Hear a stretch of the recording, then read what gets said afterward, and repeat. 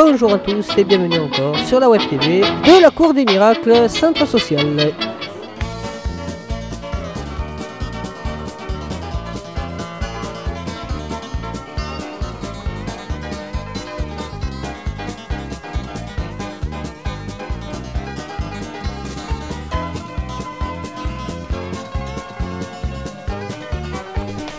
La retraite présente un risque.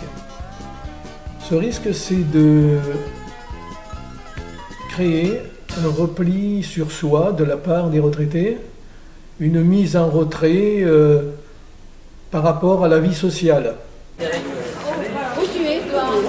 Pour éviter ce repli sur soi, pour lutter contre la spirale de l'isolement, la municipalité a mis en place différents dispositifs qui invitent les retraités à sortir de chez eux, à aller à la rencontre de l'autre.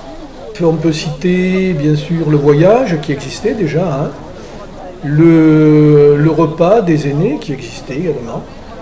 Et autour de ça, nous avons enrichi ces rencontres par une semaine d'animation qui rentre dans le cadre de la semaine nationale que l'on appelle Semaine Bleue.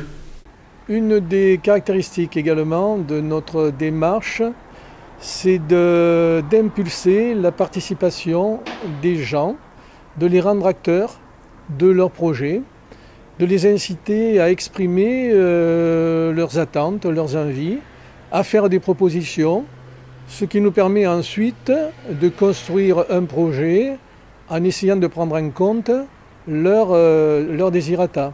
L'idée, c'était, au travers de cette rencontre, d'échanger, de discuter avec vous sur le voyage passé et sur le voyage futur et les différents projets que l'on pouvait mettre en place tout au long de l'année. Le mot le plus long. D'accord. La malade de Saint-Pierre, au Kilar. Cette démarche participative ne s'adresse pas seulement aux aînés ou aux personnes âgées, c'est une démarche qui est générale, elle est aussi proposée aux jeunes, voilà, dans le cadre des dispositifs que l'on met en place pour les jeunes, je pense au CMJ, au Conseil municipal des jeunes, je pense aux vacances utiles. C'est vrai que ce côté intergénérationnel est pour nous aussi un axe important dans nos objectifs. Ce maintien de la relation entre les jeunes et nos aînés est importante parce que, comme dit Jacquard, les autres sont une source. Et donc c'est aussi intéressant que les jeunes aillent vers les aînés pour s'alimenter à cette source.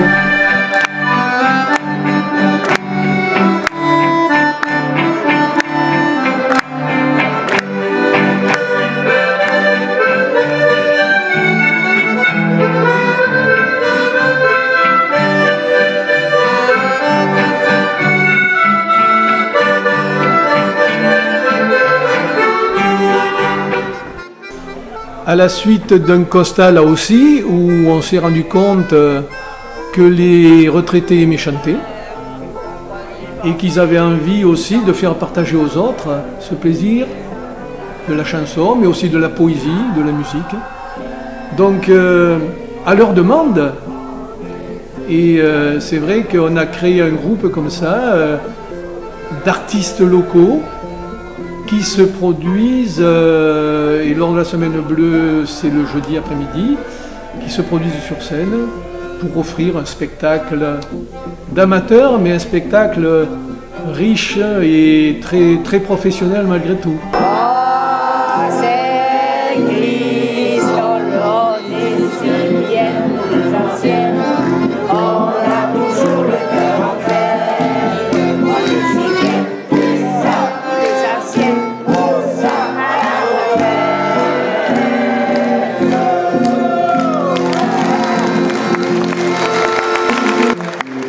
Pour préparer cette semaine bleue, il y a toute une équipe derrière, plein de petites mains qu'on ne voit jamais. Il y a une équipe importante, une équipe de gens dévoués, d'élus qui sont autour de moi, de membres de la société civile aussi, membres du CCAS. Il y a l'association Amitié d'Automne, avec ses dirigeants, ses adhérents qui participent à la construction de cette semaine bleue, qui l'animent aussi. Il y a bien sûr les agents territoriaux, sans qui on ne pourrait rien faire, on ne pourrait rien construire. Ceux qui sont ici en mairie ou ceux qui sont de l'autre côté là-bas, à la grande salle polyvalente. Voire la médiathèque aussi. Oui, bien sûr. Tout le monde est concerné. Tout à fait. Et là, effectivement, il y a un décloisonnement des services et il y a ce projet-là fédère de nombreux services. On essaie de construire ensemble et chaque service est impliqué et adhère à ce projet de manière tout à fait enthousiaste.